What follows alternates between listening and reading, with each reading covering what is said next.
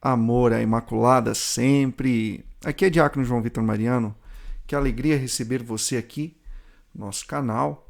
Pode se inscrever, você que não é inscrito, habilite as notificações, o sininho aí para que você receba os nossos conteúdos em primeira mão.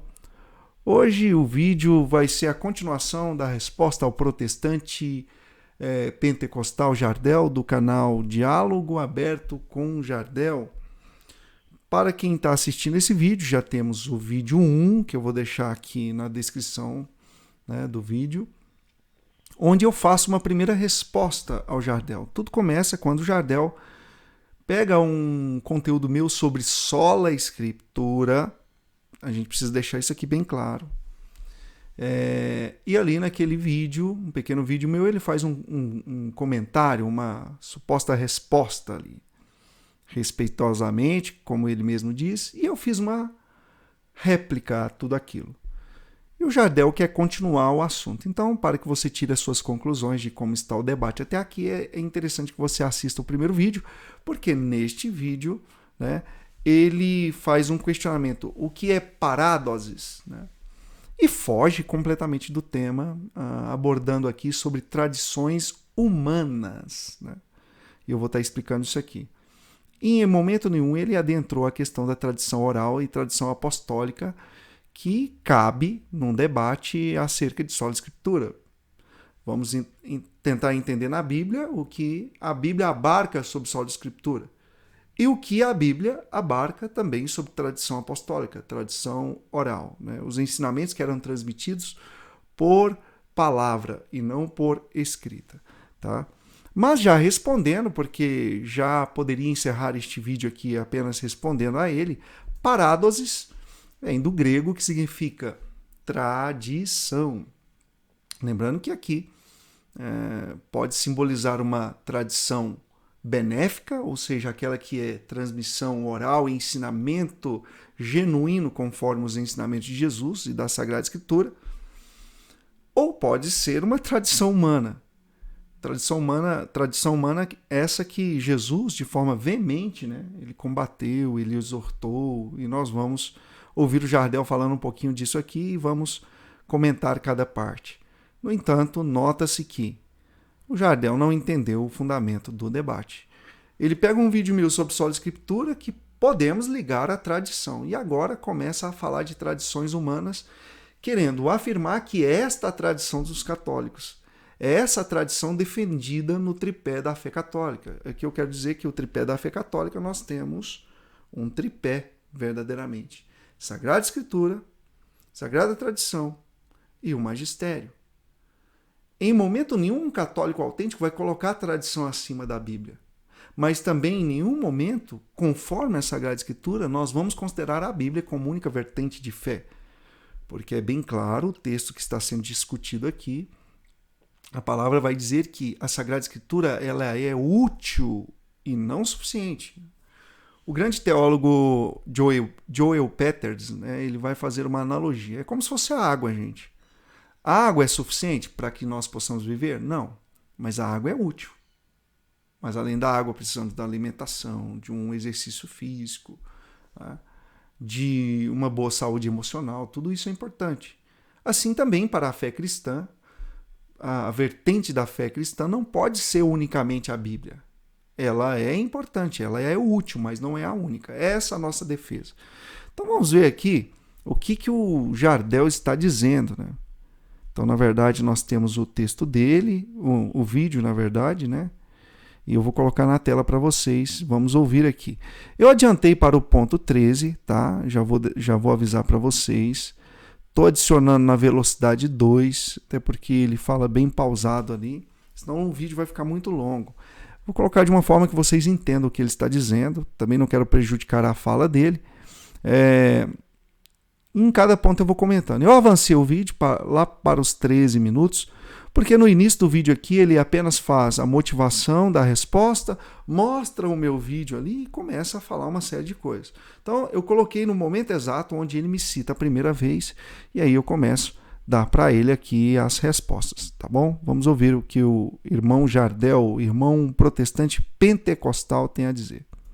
E o diácono João Vitor então fala de que não existe nenhum verso nas Escrituras que fala explicitamente que nós devemos seguir só a Escritura, segundo o que ele assim comentou ali no seu vídeo, né? Pois eu quero aqui colocar para os irmãos que não existe explicitamente nas Escrituras, de fato, a ideia de só a Escritura. Mas ele acabou de admitir, né, que a sola Escritura não é bíblica. O Joel Peters, um grande teólogo que escreveu o livro Somente as Escrituras, 21 razões para rejeitar a sola Escritura, ele já começa ali na primeira razão e dá vontade de parar de ler o livro. Porque a razão que mais contrapõe a sola Escritura é a própria evidência de que não existe nenhum versículo bíblico que a abone.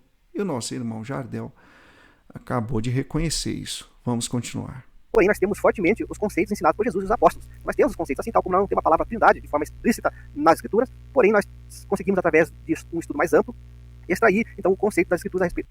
Estudo mais amplo, ele citou a Santíssima Trindade, né? Todo protestante idôneo, e isso existe, tá, gente? Grandes teólogos vão afirmar que a maior fonte de estudo sobre Santíssima Trindade é Santo Tomás de Aquino. Esses livrinhos verdes aqui, ó, que você está vendo aqui, ó, a Suma Teológica, né? E Santo Agostinho de Hipona, também ali no século V. Faltava 1000 anos ainda para surgir os protestantes. E os grandes teólogos, Agostinho de Hipona foi um bispo da igreja, um padre, né? E ele deixou aí ensinamentos profundos sobre a Santíssima Trindade. Justamente, o que é isso? Tradição. Então, o nosso irmão Jardel, segundos atrás, reconhece que a sola Escritura não é bíblica e agora reconheceu a importância da tradição, né? Estudo mais aprofundado. Aonde os teólogos fazem esses estudos mais aprofundados, se não na patrística, se não na tradição oral, se não na tradição apostólica. Vamos continuar aqui. Até agora ele só colaborou com a nossa argumentação. Da Trindade, tá certo? A respeito do Pai, do Filho e do Espírito Santo. Então foi o que levou Lutero a reivindicar as autoridades das Escrituras. Então, quando a gente fala em sola Escritura, nós vamos divergir na perspectiva do diácono João Vitor, que para ele, por mais que ele tenha as Escrituras como sagradas, etc, e tal, como palavra de Deus, para ele, a autoridade do clérigo e da tradição está acima das Escrituras, algo que nós, protestantes, e Lutero, né, reivindicou, algo que já existia no período dos apóstolos. Aqui ele fala uma inverdade. Eu comecei esse vídeo afirmando que um católico ele considera a Sagrada Escritura como premissa de sua fé, mas não a única. Em momento nenhum eu queria então que o prezado Jardel provasse isso. Sobretudo no meu vídeo, né, que ele já comentou, o primeiro, onde eu falo no vídeo que a Sagrada Escritura é diminuída diante da tradição. Ou que a tradição, diante de tudo que ela contém, colabora em detrimento das Sagradas Escrituras, em prejuízo às Sagradas Escrituras. Ou seja, aonde eu estou afirmando que a tradição é maior do que a Bíblia. A única afirmação que isso, em conformidade com os pais da igreja, nós vamos ver isso aqui neste vídeo, é que em 1 Timóteo, capítulo 3, versículo 15, o apóstolo Paulo deixa bem claro quem é o sustentáculo e a coluna da verdade. Ele vai dizer, ó, o sustentáculo e a coluna da verdade é a igreja. Isso é um aspecto muito lógico, né, gente? A Bíblia veio da igreja ou a igreja veio da Bíblia? Faça essa pergunta de novo. Obviamente, para que a Bíblia chegasse num cânon definido, e diga-se de passagem, a partir do Concílio de Roma em 382. 1455, ainda faltava alguns anos para surgir a Reforma Protestante, e nós já vamos ver ali a Bíblia de Gutenberg, né? O primeiro livro impresso no formato desses livros aqui que a gente tem, né? A invenção da imprensa por Gutenberg, foi a Bíblia. É conhecida como a Bíblia de Gutenberg. E ela continha exatamente a lista de livros inspirados conforme o Concílio de Roma em 382. Então, vejam só a desonestidade, né? Não tem como, gente. A Bíblia veio da igreja e não o contrário. Não é a igreja que veio da Bíblia. Eles vão usar esse argumento, já tinha o Antigo Testamento. Sim, mas a Bíblia é só o Antigo Testamento? Ou é o conjunto de livros do Antigo Testamento e do Novo Testamento? O Novo Testamento só foi terminar de ser escrito décadas depois da ressurreição de nosso Senhor Jesus Cristo. Então, como podemos considerar, todas as vezes que aparece ali sagradas, escrituras, né, na Bíblia, sobretudo no tempo de Jesus, quando ele mesmo citava isso, como podemos considerar naquele momento que Jesus está falando da Bíblia, sendo que a Bíblia nem tinha sido escrita ainda? Não tem como, não tem para onde fugir, né? A Bíblia completa, Antigo, Novo Testamento, veio da igreja e não o contrário. Vamos continuar aqui, né? Na verdade, também vale a pena dizer, nós não desdenhamos não, da Bíblia, como ele afirma. Nós temos a premissa da fé católica, mas ela não é a única. A Sagrada Escritura não é a única, né? Ela não é suficiente. O próprio apóstolo Paulo vai dizer isso. Quero ver o irmão Jardel refutar. Comente então esse texto aqui bíblico. 1 Timóteo 3,15. O sustentáculo e a coluna da verdade é a igreja. Vamos continuar aqui para ver o que ele fala. Eu vou estar comentando com os irmãos a respeito da autoridade da palavra de Deus. Certo? Então, alguns irmãos no canal do Diácono João Vitor fizeram alguns comentários lá, eu respondi de forma educada. Inclusive, um dos comentários disse que Jesus ele não aplicou a sua lei à mulher pega em adultério. É que Jesus perdoou aquela mulher e não aplicou a sua lei. Ou seja, dando a entender que Jesus não tinha autoridade, sua palavra não tinha autoridade, melhor dizendo. Mas Jesus mostra que a palavra, a sua lei, a lei de Deus, tinha autoridade sim. Primeiramente, o contexto da mulher pega em adultério é um contexto onde foi feita uma armação para tentarem subestimar Cristo. E Cristo, sabendo da ocasião, ele revela então ali os corações obscuros, né? Os corações pecaminosos daquelas pessoas que estavam naquele contexto. Sim, Jesus faz isso, mas ele não utiliza ali a Escritura, né? Ele utiliza algo que ele está ensinando naquele momento. O ensinamento é o quê? Uma tradição. Ele está criando naquele momento a tradição e o ensino de que do que abarcaria logo adiante o maior mandamento do Senhor: amai-vos uns aos outros, como eu vos tenho amado. E ali Jesus perdoa aquela mulher. E sim, Jesus ele faz a citação, né, daquele momento onde os fariseus apresentam o que diz a Escritura e o mandamento, naquele momento ali, o Sitzleben, ou seja, o que está acontecendo no momento. E dá a entender que Jesus está ignorando os mandamentos que Deus tinha colocado no coração de Moisés. Não, ele não está fazendo isso, de forma nenhuma, né? Ele não está fazendo isso. Concordo nesse ponto com o Jardel. Mas também ele está fazendo um ensino que até então não estava descrito em livro nenhum, né? Porque ali Jesus estava fazendo acontecer o que geraria no futuro o Novo Testamento, né? Então, assim como Cristo aqui supostamente ignorou as Escrituras, e eu concordo que não ignorou, e as leis, né? O mesmo acontece, por exemplo, com os protestantes, quando eles afirmam que Jesus mandou ignorar, por exemplo, a tradição em Marcos 7,8. E, na verdade, a tradição que está em Marcos 7,8, aí sim é uma tradição humana, e essa deve sim ser combatida de forma veemente por Jesus, né? Então vamos continuar aqui, porque até agora o Jardel não entra no tema de tradição oral, ele fica falando de tradição humana. Vamos ver o que vai acontecer aqui. E para ratificar que a lei de Deus, a palavra de Deus tinha autoridade, sim, Jesus disse para a mulher: vá e não peque mais. Ou seja, Jesus está exaltando a lei de Deus, a sua lei, né? Não, ele está ali naquele momento fazendo uma ação que não estava descrita em livro nenhum ainda. A misericórdia, o amor, amai-vos uns aos outros. Quem não tem pecado, atira a primeira pedra. Isso não estava escrito. Jesus fez isso acontecer ali na hora, né? Que a lei de Deus é a lei de Cristo também, né? Porque Cristo é Deus, tá certo? Então nós precisamos entender, meus queridos, né, o que era a tradição mencionada por Cristo e pelos apóstolos. Nesses versículos citados pelo diácono João Vitor, Lucas 1,3, eu não entendi o porquê que ele citou esse texto. Tessalonicenses, 2 Tessalonicenses 2,15 e... Me perdoe a franqueza, parece que o Jardel não fez o dever de casa. Se eu cito ali Lucas 1,3, é o ápice onde eu afirmo que é um texto que enaltece a tradição. Mas lê aí uns 2 versículos para trás, uns 2 versículos para frente, para que a gente não cometa esse grande erro que muitas vezes, com todo respeito, eu digo aqui, os irmãos protestantes cometem, de pegarem trechos isolados. Vamos lá então. Lucas capítulo 1, versículo 3. Eu vou colocar na tela aqui para vocês esse texto, tá bom? Porque aí eu acho que vai ficar de uma forma bem clara. Então tá aí, ó.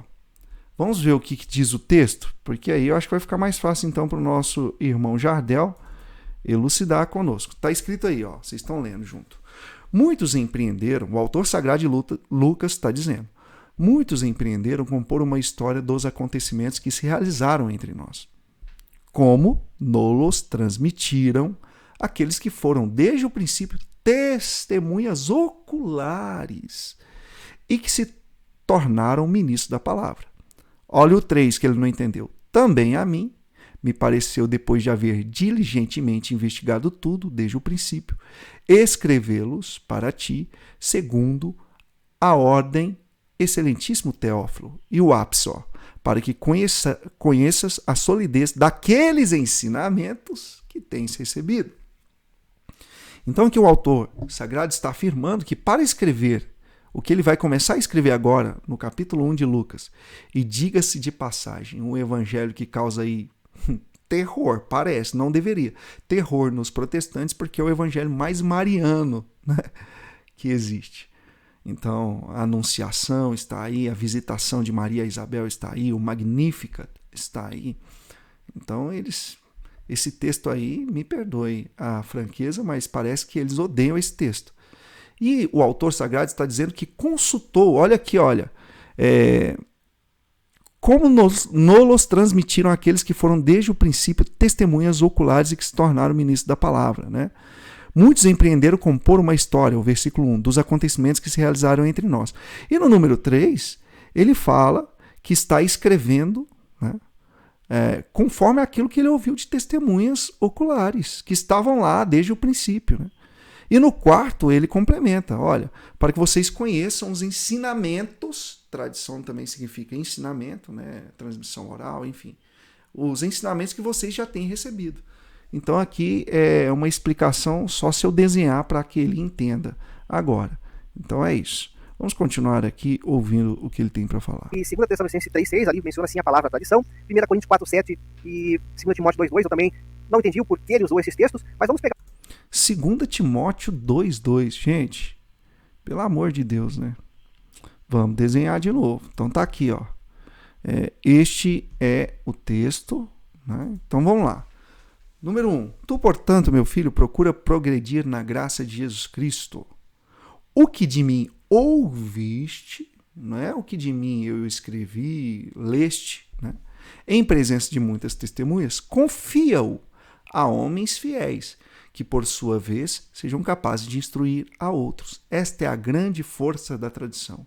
A transmissão oral, a transmissão do ensino, que vai passando de homens de boa índole, cheios do Espírito Santo, para outros, e chegou até nós. Pela via da história, pela via da tradição oral. Então, eu não entendo como, ao ler um texto desse, não se compreenda a questão da tradição. Vamos continuar. Os textos que falam sobre tradição. Ele citou ali 1 Coríntios 2, vamos procurar aqui rapidamente, 2 Tessalonicenses, melhor dizendo. 2 Tessalonicenses 2,15. Vamos lá. Bom, ele deu uma perdida aqui, mas eu mesmo vou citar aqui para vocês. Não existe um versículo bíblico que enalteça e que abarque a doutrina da sola Escritura, mas existem vários, né? Existem vários que vão enaltecer a Sagrada Tradição. Quer dizer que a Sagrada Tradição é maior que a Bíblia? Não. Não. A Bíblia é importantíssima. As Escrituras, Jesus utilizou as Escrituras para repreender, conforme está em 2 Timóteo 3, né? Versículos de 15 a 17, para ensinar, para instruir. Ninguém discorda disso. Ninguém, nenhum católico autêntico discorda disso. Agora, dizer que a tradição é esquecida e não é enaltecida, tentar comparar a tradição dos apóstolos com tradições humanas é desonesto. Vocês vão ver isso aqui, ele vai tentar fazer isso. Mas vamos lá. A palavra parádosis, já que ele perguntou, é a pergunta do vídeo, ela aparece ali sendo enaltecida na Sagrada Escritura. Por exemplo, em 1 Coríntios 11, versículo 2, né, o apóstolo vai falar assim: felicito-vos por lembrardes de mim em todas as ocasiões e por conservardes as tradições conforme eu vos transmiti. Nós temos 2 Tessalonicenses, capítulo 2, versículo 15. Conservai os ensinamentos que vos transmitimos por palavra, fala, transmissão oral, ou por escrita nossa, diz o apóstolo Paulo. capítulo para frente, 2 Tessalonicenses, capítulo 3, versículo 6. Né? Intimo-vos, olha a ordem aqui do apóstolo Paulo, vos afasteis de irmãos ociosos, contrários à tradição que de nós recebeu. Infelizmente, esse tipo de debate me faz crer que esses ociosos são os protestantes. Eu só estou aqui hoje debatendo com Jardel porque um dia um protestante entrou no meu perfil, e isso mostra ociosidade, tentando contrapor ali conteúdos que estavam sendo gerados para católicos. Não fui eu quem procurei Jardel, não fui eu quem procurei a pessoa que me apresentou ao Jardel, eles foram lá no nosso canal. Então essa palavra do apóstolo Paulo é uma profecia. Intimo-vos, vos afasteis de irmãos ociosos que são contrários à tradição que de nós recebeu. Mas nós, de bom grado, por causa da apologética, amamos fazer isso, a defesa da fé, estamos aqui respondendo o irmão, e não há nada aí que me faça odiá-los, mas eu não posso simplesmente deixar pegarem um trecho, sobretudo meu, com uma mentira sobre a fé católica e ficar calado, né? Então citei aqui vários textos, tem 2 Timóteo 2,2, como já falei, Lucas 1,3, que ele não tinha entendido. Tem vários versículos que vão dizer que a tradição, os ensinamentos transmitidos pelos apóstolos de forma oral e não escrita são importantes. Vamos lá. Aqui já vou estar compartilhando para os queridos irmãos, onde vai dizer aqui a palavra de Deus. Vamos lá.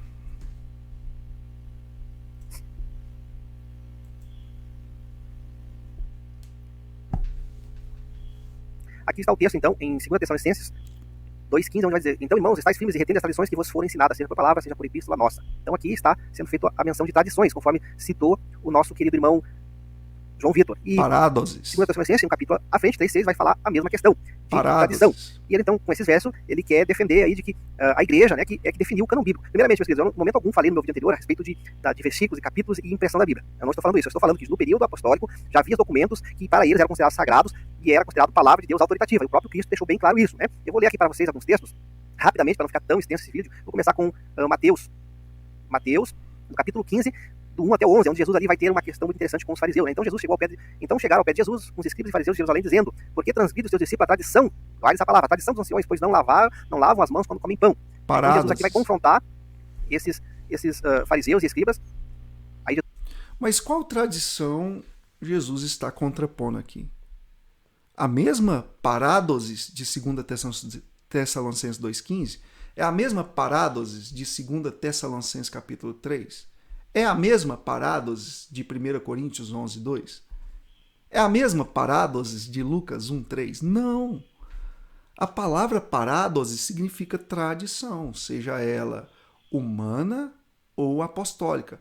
Claro que nós vamos ter aí um adendo, e o texto fala tradições humanas. Então, essa aqui, Jesus estava contrapondo. Para vocês entenderem ali, os fariseus queriam sempre, né? Queriam pôr à prova Jesus, né? Prová-lo e vê-lo, se ele ia transgredir as leis, enfim. E nesse contexto aqui, Jesus, de forma veemente e certa, ele exorta, dizendo: olha, quem são vocês para dizer, né, alguma coisa, porque vocês observam, vocês praticam tradições entre vocês. E aqui Jesus está falando do Corban, né? Corban significa oferta ao Senhor. E os fariseus, em alguns momentos ali, eles falavam que os seus tesouros, as suas riquezas, não poderiam ser empregados, por exemplo, quando um pai ficasse doente, uma mãe ficasse doente, porque aquele tesouro ali era separado para o Senhor, aquele sacrifício, né? Aquela oferta, Corban, oferta ao Senhor. Então, isso aqui no toque. Mas aí Jesus mostra, mas isso é uma contradição muito grande, porque a lei do Senhor Deus vai dizer que você precisa honrar pai e mãe.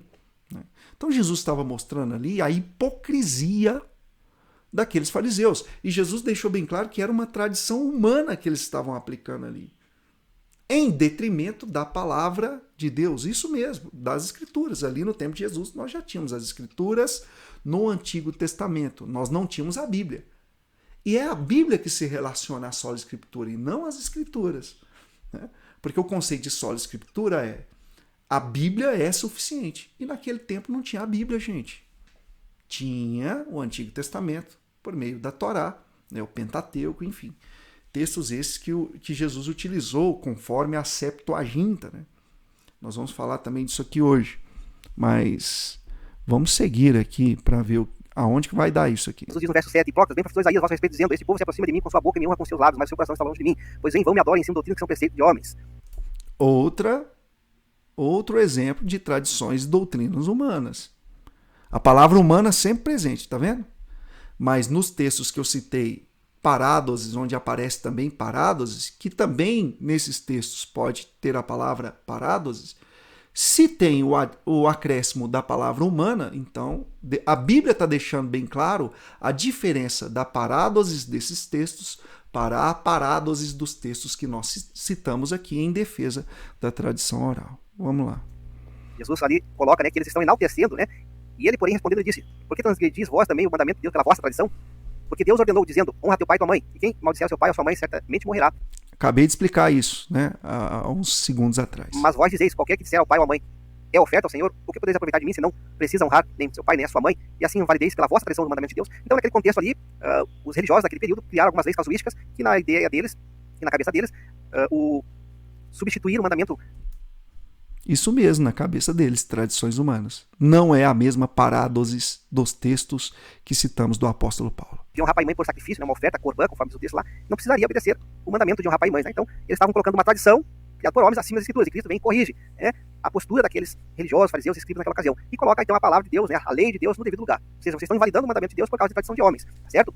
E no verso, em Marcos, vou compartilhar com vocês também, no capítulo 7, vai aparecer o mesmo contexto, onde Jesus trata sobre essas questões, né? E respondendo, versículo 6, e ele respondendo disse-lhes, bem profetizou Isaías acerca de vós, hipócritas, como está escrito, este povo honra-me com seus lábios, mas seu coração está longe de mim. Em vão, porém, me honram, ensinando doutrinas que são mandamentos de homens. Então aqui, Jesus está confrontando também ao mesmo contexto, a respeito, né? Ó, verso 4, e quando volto no comércio, se não lavam a mão, não comem, e muitas outras coisas.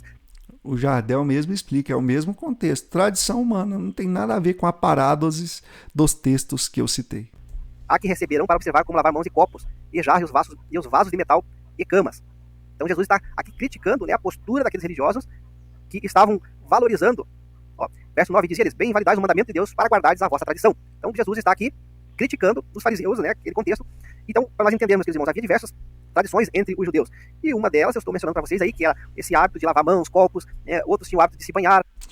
Ele se preocupa muito com as tradições judaicas, né? Tá vendo que ele não entrou no tema? O que tem a ver tradição judaica com tradição apostólica, tradição oral das primeiras décadas, primeiros séculos do cristianismo? Ele está indo lá no judaísmo, numa tentativa de achar argumentos em detrimento da tradição dos apóstolos. Eu não entendo isso. Ainda até hoje na cultura judaica tem esse hábito da mikveh, que dizem, né, que é o banho de purificação, entre outras práticas que tem dentro do judaísmo. Né? E Cristo está ali combatendo algumas posturas hipócritas desses religiosos, que nesse caso estavam invalidando o mandamento de Deus por causa dessa tradição. Certo? Então Cristo está colocando a palavra de Deus no seu devido lugar. Palavra de Deus. Vamos lá. Palavra de Deus. Cristo é a palavra de Deus. Ele é o Logos. João 1,14. O verbo divino se fez carne. Na eternidade, ele era a consciência de Deus Pai.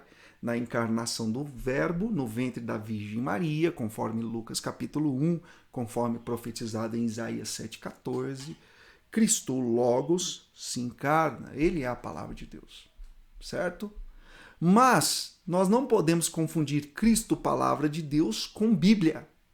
Cristo não é a Bíblia. A Bíblia é um conjunto de livros considerados inspirados, Antigo e Novo Testamento, que a igreja, no decorrer da história, recebeu a inspiração do Espírito Santo para definir. Isso aqui é canônico, isso não é canônico. Então, todas as vezes, isso aqui é uma tentativa desonesta de citar a palavra de Deus como se ela fosse a Bíblia. Presta atenção, é complexo o que eu vou dizer aqui. A Bíblia é palavra de Deus? Sim, mas não nesse contexto. A Bíblia é um conjunto de livros inspirados, sagrados, que contém a palavra de Deus, que contém o Evangelho, né? Mas nesse contexto que o Jardel está falando aqui, ele faz uma confusão muito grande. Colocou a palavra de Deus em seu devido lugar. Sim, Cristo, ele apregoou as leis, os mandamentos do Senhor, a Torá, né? Ele cita textos conforme a Septuaginta, né? Por exemplo, nós temos aquele fatídico texto de Mateus 4 e Lucas 4, a tentação do deserto, que inclusive é um dos textos que o Jardel usou no primeiro vídeo, quando Jesus ele faz a citação de Deuteronômio, capítulo 6, versículo 13, né? Adorarás ao Senhor teu Deus e só a Ele servirás. Né?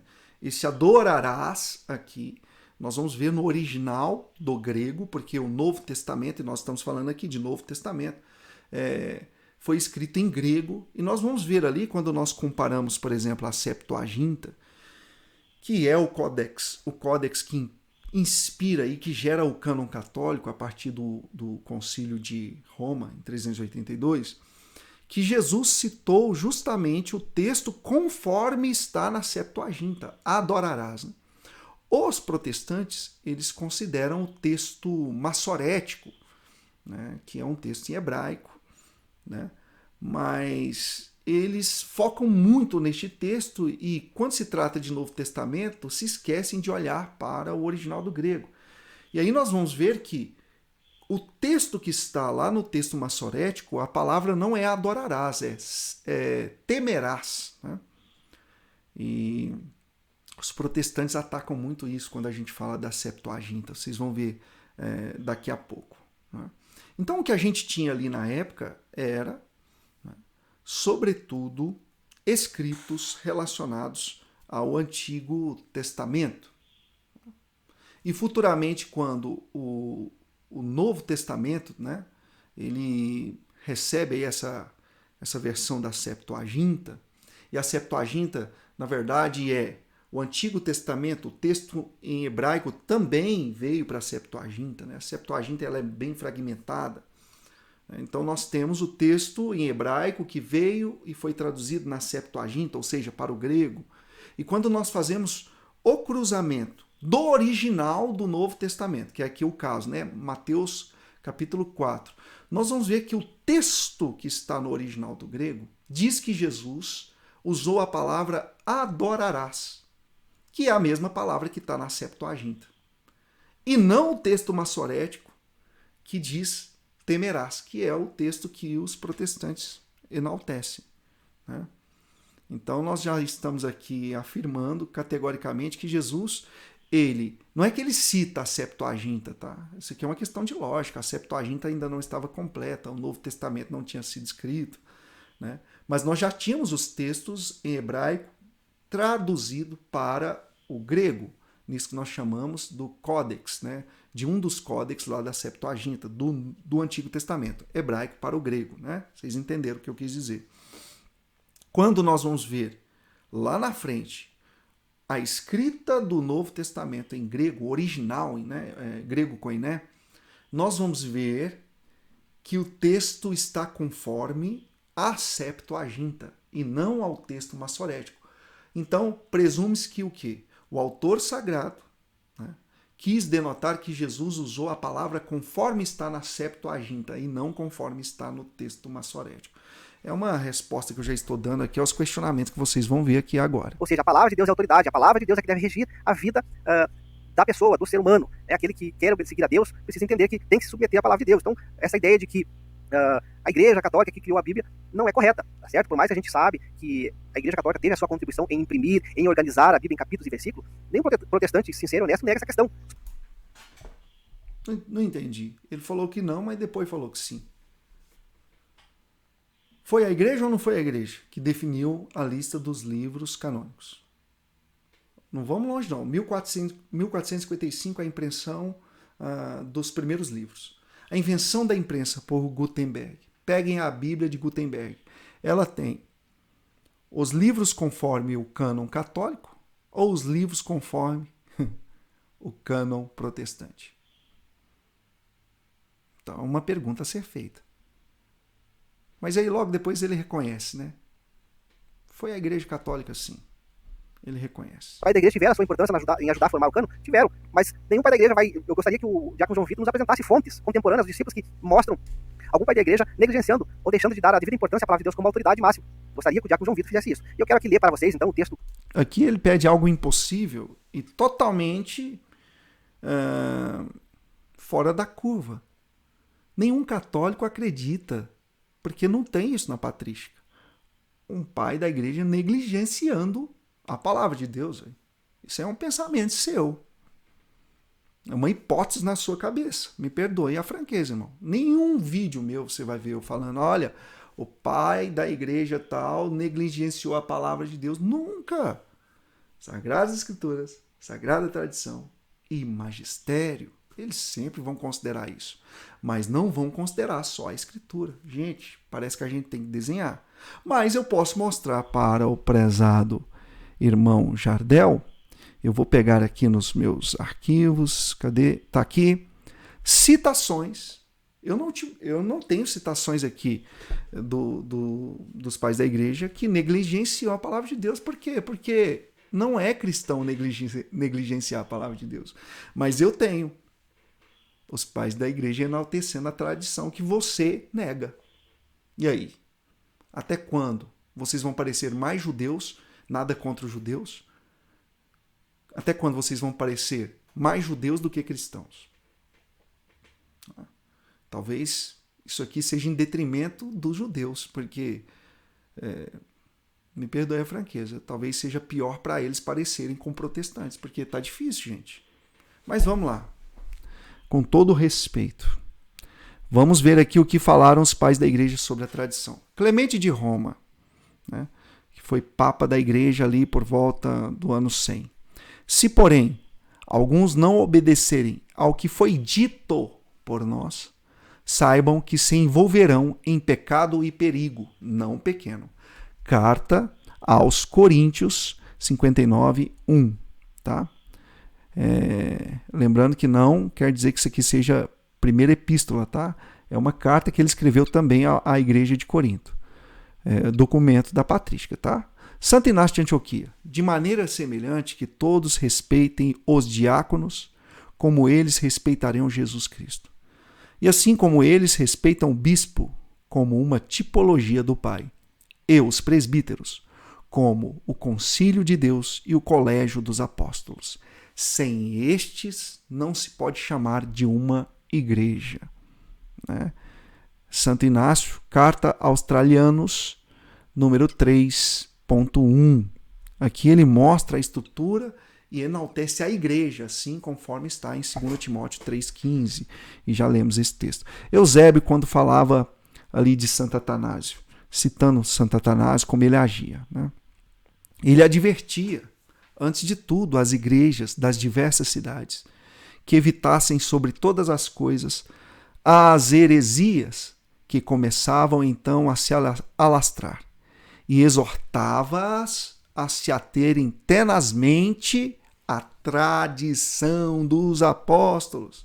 Eusébio aqui não disse, olha, nesse momento ele não disse, se atenham tenazmente à Bíblia, à Sagrada Escritura. Não, ele disse tenazmente à tradição dos apóstolos. Quer dizer que ele está rejeitando a Bíblia? Não, mas ele está enaltecendo nesse momento aqui a importância da tradição. Policarpo de Esmirna, no ano de 156.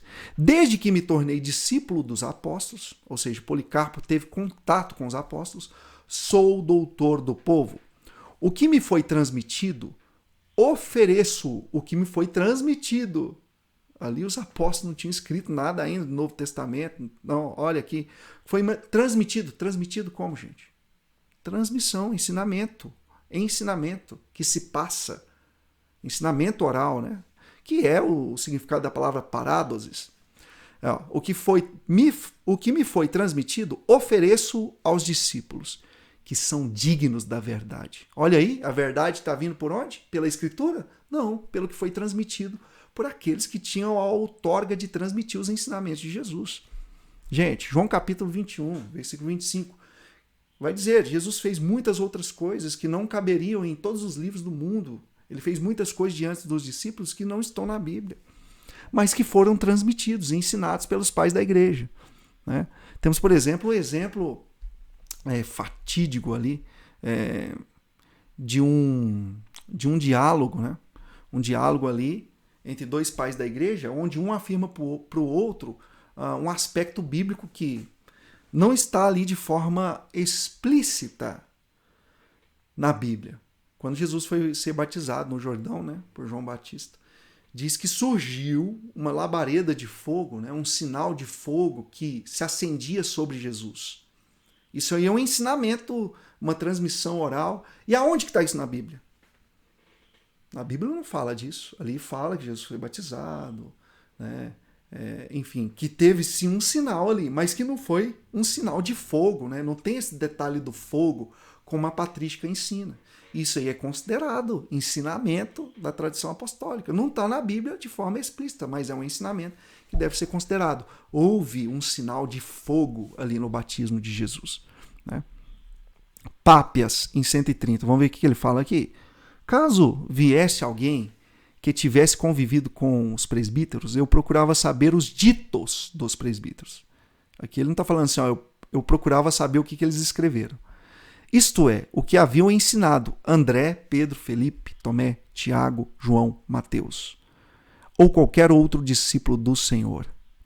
Estava convencido de que, olha que forte isso aqui, gente, estava convencido de que da leitura dos livros não retiraria tanto proveito quanto da voz viva e permanente.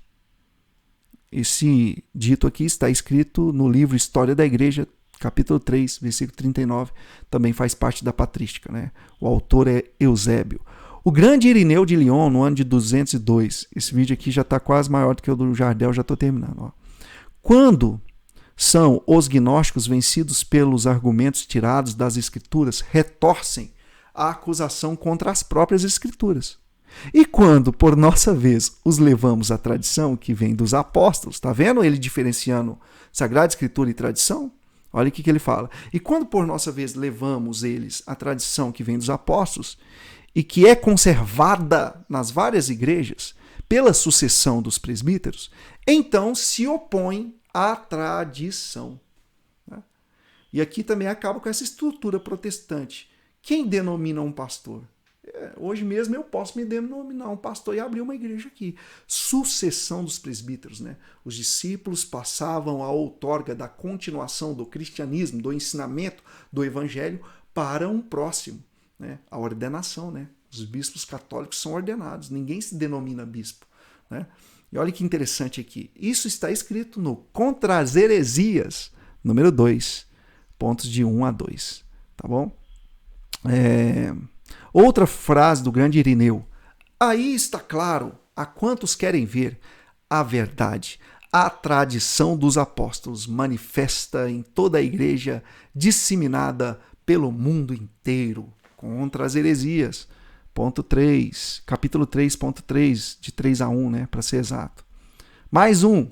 E se os apóstolos não nos houvessem deixado as Escrituras, não cumpria seguir a ordem da tradição por eles ensinada a quem confiavam a sua igreja. Esta norma é seguida por muitos povos bárbaros. É uma pergunta, né? Vou ler de novo para ficar certinho. Ó. E se os apóstolos não houvessem deixado as Escrituras? Não cumpria seguir a ordem da tradição por eles ensinada a quem confiavam a sua igreja? Esta norma é seguida por muitos povos bárbaros que creem em Cristo sem papel e sem tinta, olha, sem escritura, enquanto possuem a mensagem da salvação escrita em seu coração pelo Espírito Santo e ciosamente conservam a antiga tradição. Meu Deus do céu. É o livro Contra as Heresias também, esse livro é maravilhoso. E o nome bem sugestivo, por sinal. Então tá refutado o irmão Jardel aí. Vamos lá, vamos ver se tem mais alguma coisa. Deixa eu só ver se eu consigo compartilhar aqui com os irmãos. O léxico do Novo Testamento. Então aqui o léxico analítico do Novo Testamento grego, a página 413. Então, vou colocar aqui para os irmãos, 413. Tá?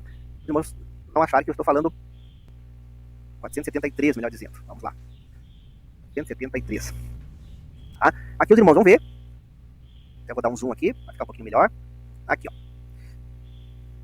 O texto que aparece relacionado à tradição que o João Vitor mencionou nos textos que ele citou. Inclusive, eu estou ampliando a questão, Mateus 15, Marcos 7, os textos que eu li, é a mesma palavra grega, paradoses, que significa entregar, transmitir, no Novo Testamento, que é transmitido na forma de ensinamento, preceito, doutrina. 1 Coríntios 11, 2. É o que eu falei. A palavra parados significa tradição.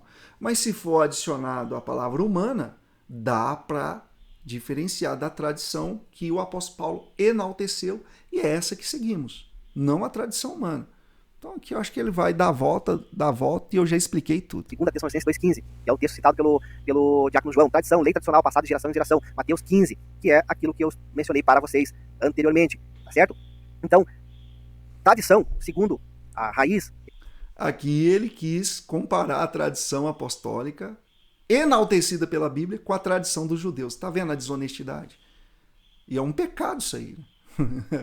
Porque ele está comparando a tradição que o apóstolo Paulo ensina com a tradição que os judeus, os fariseus, os sacerdotes queriam usar em detrimento de Jesus, né? Etimológico, segundo o léxico que eu apresentei para vocês, é o ensinamento que os judeus tinham um para com o outro, né, pai para filho, em relação à lei de Deus, em relação à Torá, que são os livros que eles já tinham em mãos, os rolos, os pergaminhos. Obviamente eles não tinham um livro impresso, não tinham capítulos e versículos como nós temos hoje, mas eles tinham documentos que para eles eram fontes autoritativas, que era a palavra de Deus, a Torá. Inclusive no material que o nobre João Vitor fez ali, respondendo ao meu material, ele fala da Septuaginta, né, que Jesus citou a Septuaginta, mas eu gostaria que me apresentasse um texto, uma fonte de que Jesus citou a Septuaginta. Já falei aqui no vídeo, né, gente? Mas, para ficar mais claro, vou mostrar para vocês na tela aquela citação. Tá aqui, ó. Nós temos aqui, ó. Vou explicar para vocês para que fique assim bem elucidado, né? O primeiro texto aí, o primeiro parágrafo, tá? Esse que está em cinza em cima. Nós temos o texto original do grego. Ou seja, é o texto original do Novo Testamento que foi escrito em grego. A tradução é essa aí, ó, embaixo. Respondeu-lhe Jesus: para trás, Satanás, pois está escrito: adorarás o Senhor teu Deus e só a ele servirás. Ele está citando aqui Deuteronômio 6, capítulo 13, certo? O texto em vermelho que vocês estão vendo logo abaixo é o texto da Septuaginta. Então, se vocês pegarem, ó, as terminações, o texto é idêntico, né? Vamos ver se tem alguma diferença. Pequenas diferenças, mas as palavras-chave do texto, sobretudo quando ele cita aqui o Antigo Testamento, né? Adoração, né? Essa última palavra aqui, ó, antes de Deuteronômio aí, 6,13, onde vocês leem aí, ó, DEU 6, 2.13, é porque eu não consigo colocar o mouse para vocês acompanharem, né? Essa última palavra em grego aí significa adoração, tá? Essas últimas termologias. E aí, quando nós pegamos o texto massorético, ó, embaixo, agora no azul, que é o hebraico, né, que os protestantes usam, de Deuteronômio 6, nós vamos ver uma diferença. O texto, a tradução vai ser a seguinte, né? O Senhor teu Deus temerás, essa parte que fala da adoração. Ao Senhor teu Deus temerás e a ele servirás. Está vendo que a palavra adoração é substituída pelo temerás? Então aqui é uma prova cabal, e aqui eu quero corrigir isso. Não é que Jesus estava com a Septuaginta na mão, né? Mas ele cita, a citação dele é conforme a Septuaginta que nós temos como principal, né, principal códex da tradução do hebraico para o grego. Ou seja, quando o autor sagrado, na verdade, quis colocar no original do grego, porque o Novo Testamento foi escrito no grego, quando ele quis colocar a fala exata de Jesus, está adorarás, conforme a Septuaginta. A Septuaginta contém esse texto aí em vermelho, vocês podem comprovar que é o texto que Jesus usou. Ele não usou a palavra temerás conforme o texto massorético que os protestantes consideram. Está provado. Eu já tinha falado sobre isso aqui neste mesmo vídeo, mas agora está provado. Está na tela, quem quiser fazer o texto, o estudo desse texto que eu estou mostrando aí, vocês vão ver. A citação de Jesus está conforme a Septuaginta e não conforme o texto massorético considerado pelos protestantes. Então está provado, não tem para onde correr não, viu, Jardel? Outras coisas vão acontecer, por exemplo, com o Salmo 8. Jesus cita o Salmo 8, e quando nós pegamos o Salmo 8 na Septuaginta, bate de acordo com aquilo que está na história, no decorrer da tradição, no decorrer das comprovações bíblicas, de que Jesus está citando conforme a Septuaginta e não conforme o texto massorético, que é considerado pelos protestantes. Mas vamos lá, vamos avançar para ver se tem mais alguma coisa aqui do nosso irmão Jardel. Eu não tenho essa informação, gostaria que o João Vitor trouxesse essa informação de que Jesus citou a Septuaginta. O que nós sabemos é que na liturgia hebreia, judaica, naquele contexto do segundo templo, era utilizado o hebraico e aramaico. Era a língua materna que eles utilizavam. Na liturgia... A Septuaginta já estava circulando no tempo de Jesus, sim. Ela foi traduzida aos poucos, então naquele momento ali a gente já tinha a Septuaginta com o hebraico traduzido para o grego. E o que eu afirmei e volto a dizer é que, quando nós vamos ver no original do grego, do Novo Testamento, as citações batem com a Septuaginta e não com o texto massorético. Já provei isso. Nas sinagogas era o lido hebraico. Inclusive, o texto que fala quando Jesus pega ali o rolo do texto, que contém o texto de Isaías, onde ele vai falar do servo sofredor, ele está lendo no hebraico. Então, dizer que Jesus utilizou-se da Septuaginta e os apóstolos, eu acredito que não foi correto essa afirmação. Foi correto e eu acabei de te provar. Por mais que nós sabemos que a Septuaginta, ela já era familiar dos judeus helênicos naquela ocasião, não significa que eles colocavam essa questão, essa tradução, acima daquilo que eles tinham. Acabou de reconhecer que a Septuaginta estava circulando sim naquele tempo. Então, quando nós pegamos o original do grego, nós vamos ver que este texto bate com aquilo que está escrito na Septuaginta. Ou seja, o autor sagrado quis mostrar que Jesus citou conforme está na Septuaginta. Uma autoridade que era a Torá. Então, o que regia naquele contexto a vida daquela primeira comunidade era a Torá, era as Escrituras Sagradas, tá certo, meus queridos? E eu posso provar isso para vocês. Cristo e os apóstolos exaltaram a palavra de Deus e não a tradição. Em momento algum nós vemos Cristo exaltando a tradição e nem os apóstolos, por mais que é feito menção da tradição. Já provei que o apóstolo Paulo. Então o apóstolo Paulo acertou em tudo, menos em 2 Tessalonicenses 2,15, 2 Tessalonicenses 3,6, 1 Coríntios 11,2. Então rasga da sua Bíblia. Se ele não está enaltecendo a tradição ali e você está afirmando isso, aí a sua sola escritura vai ficar mais incompleta ainda. Eles não exaltam a tradição, mas sim a lei de Deus, conforme eu citei Lucas. Lucas é o mesmo autor, então, do texto que eu estou apresentando para vocês, Lucas 24:44, onde Jesus começa por Moisés e os profetas, colocando a palavra de Deus, a Torá, como autoritativa, como base para interpretação. Atos 17:11, ali vai dizer que os moradores de Bereia foram mais nobres do que os de Tessalônica. Por quê? Porque eles foram conferir nas escrituras se de fato era assim. Por que eles foram conferir? Em que escritura que havia naquela época? Conforme eu estou mencionando para vocês, temos fontes judaicas. Toda tradição apostólica ela encontra na Bíblia fundamentos explícitos ou implícitos. Nenhum católico nega isso. Temos fontes contemporâneas que corroboram com isso. A base autoritativa para a comunidade naquele contexto não era a tradição conforme está supondo o nosso querido irmão católico aí. A ideia que ele tem de tradição é diferente do que os apóstolos e discípulos tinham naquela ocasião, certo? A tradição que eles recebiam dos pais era no que diz respeito à lei de Deus, aos mandamentos de Deus, aos preceitos de Deus, às mitzvah do Senhor, certo? E isso deixa claro em Atos 17:11 que eles foram conferir nas escrituras se de fato era assim, certo? Então, era a tradição que regia a vida da igreja primitiva? Óbvio que não. Então, quando Lutero reivindica a sua escritura, ele não estava criando algo novo, mas evocando a autoridade das escrituras que já havia, que existia no período dos apóstolos, de Cristo havia, porém, no decorrer dos séculos, respeitosamente, eu estou falando isso, tá? Foi pisado aí pelo clérigo e pela igreja católica romana, certo? Eu estou falando aí de forma... Respeitosamente foi pisado pelos clérigos, pela igreja católica. É muita ingratidão, né? Só tem a Bíblia hoje na mão, conforme vai dizer o padre Paulo Ricardo, graças a São Jerônimo. Se não fosse a Vulgata Latina, vai saber se a Bíblia ainda não estaria em bibliotecas gigantes, em pergaminhos. Né? É muita ingratidão. Vamos lá. De forma respeitosa, isso é história, é só nós estudar, que a igreja católica pisou na autoridade. Isso é história, só estudar. Agora está enaltecendo a história e a tradição. Peraí, contraditório demais. Das escrituras, ao longo dos séculos. Onde está isso na Bíblia? E foi o que gerou então a revolta protestante, que Lutero ele fixou as 95 teses, conforme nós temos na história aí sobre a questão da reforma protestante, né? Isso é interessante mais aprofundar. Então Lutero não criou algo novo. Lutero não estava se rebelando simplesmente porque ele criou uma fantasia, algo novo. Não, ele simplesmente reivindicou algo que já existia no período dos apóstolos. Então, aqui eu quero abrir um adendo. Erasmo de Roterdã, que era um monge, muito amigo de Lutero, inspirou muito Lutero. Ele considerava Erasmo de Roterdã um grande mestre de ensinamentos cristãos. Quando Lutero partilhou com ele, isso é história, é só estudar, não é isso, Jardel? Isso é história. Quando Lutero falou para ele, sobretudo da sola escritura e das outras solas, né?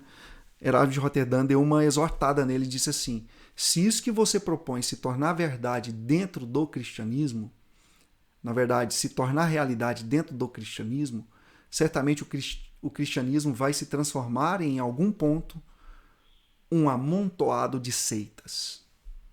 Essa profecia de Erasmo de Roterdã está acontecendo. Dizer que a igreja, e nós protestantes só temos a Bíblia por causa da igreja católica, não é correto, tá certo? A gente sabe da importância dos nossos queridos irmãos católicos, dos teólogos, dos pais da igreja, Inácio, Irineu, eu tenho aqui esses materiais a respeito, Clemente,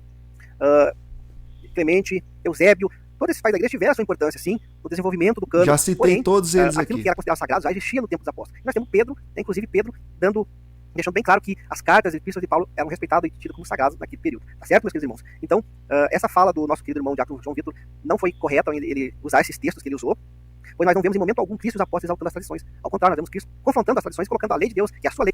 Confrontando as tradições humanas. E já falei 10 vezes nesse vídeo. Rasgue da sua Bíblia os momentos em que o apóstolo Paulo enaltece a tradição. No seu devido lugar. Tá certo? Então, esse vídeo está ficando um pouquinho longo, mas é necessário. No vídeo a qual o Diácono João Vitor comentou, que eu vou estar colocando aqui novamente para vocês, é esse vídeo aqui, vocês podem assistir na íntegra. Eu anotei diversos pontos ali. Eu vou colocar aqui para vocês, né? Esse vídeo aqui, vocês podem estar assistindo ele na íntegra. Ele vai mostrar o vídeo de novo. Deixa eu só... Não, gente. Deixa eu passar para frente. Eu, obviamente, eu vou estar... mostrou o vídeo. Um pequeno documento. Deixa eu achar aqui novamente. Para vocês pesquisarem. Tá? Esse documento aqui é o Tesouros Oculto, de Joseph Schulam. Eu posso estar compartilhando aqui com o Diácono em PDF, caso ele queira. Deixa eu voltar aqui. Não quero, não. O computador não está me ajudando agora.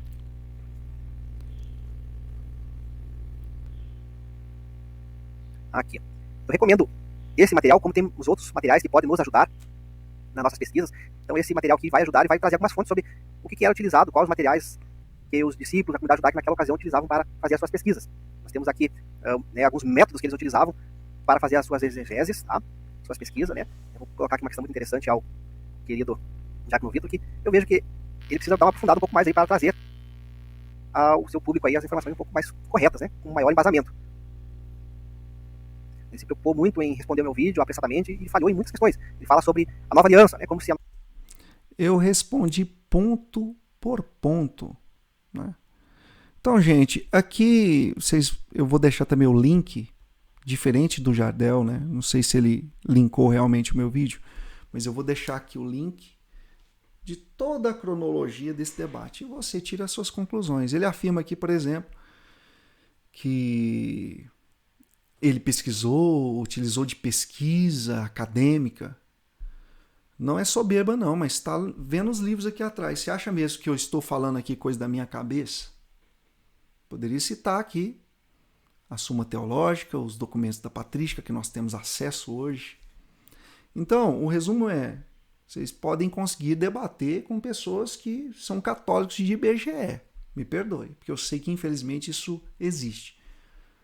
Mas é uma afronta muito grande pegar um vídeo de alguém e achar que não vai ter uma resposta à altura. Então tá aqui esse vídeo de 1 hora para que você responda agora, ponto por ponto. Porque eu fiz ponto por ponto do seu vídeo, tá bom? Então espero que você tenha gostado. Esse conteúdo aqui ele vai se transformar em um conteúdo do nosso curso de apologética dentro da Escola de Maria. Já convido você a conhecer. Você que não conhece ainda, aqui junto com a descrição do vídeo eu estou divulgando o link para a Escola de Maria. Venha estudar com o Diácono João Vitor Mariano essas temáticas sobre defesa da fé, sobretudo Mariologia. E eu espero te encontrar em próximos conteúdos. Deus abençoe. Amor à Imaculada sempre.